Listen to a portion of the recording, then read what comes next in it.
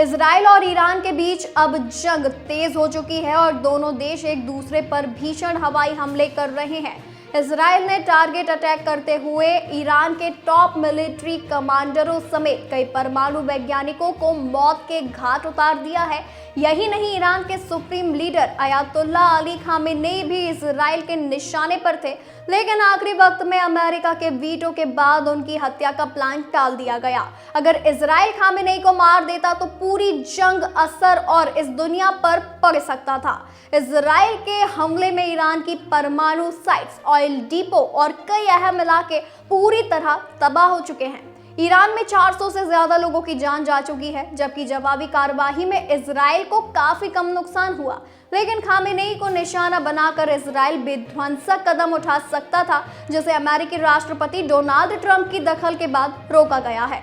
America का साफ मानना है कि अब तक ईरान ने सीधे तौर पर अमेरिकी ठिकानों या किसी नागरिक को नुकसान नहीं पहुंचाया। ऐसे में ईरान के राजनीतिक नेतृत्व को टारगेट करना जंग को भड़काने जैसा होगा।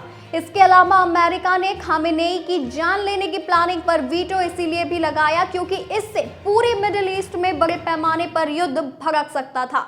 इसका नुकसान अमेरिका को भी उठाना पड़ता क्योंकि कई खाड़ी देशों में अमेरिकी सैन्य ठिकाने हैं।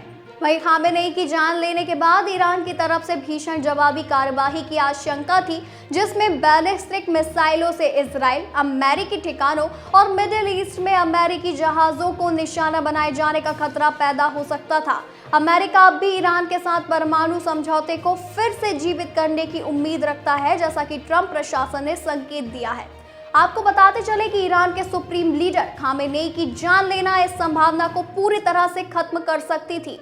ईरान पर भले ही परमाणु अप्रसार संधि को तोड़ने के आरोप लगे हों, लेकिन ट्रंप सैन्य दबाव के बजाय कूटनीतिक रास्ता तलाशने पर जोर दे रहे हैं। अब इसके अलावा खामेनेई की जान लेने से रूस और चीन, जो ईरान के समर्थक हैं, इनके साथ तनाव बढ़ सकता था। अमेरिका नहीं चाहता कि यह संघर्ष एक बड़े भू राजनीतिक टकराव में बदल जाए, जिससे रूस और चीन की सीधी दखल शामिल हो।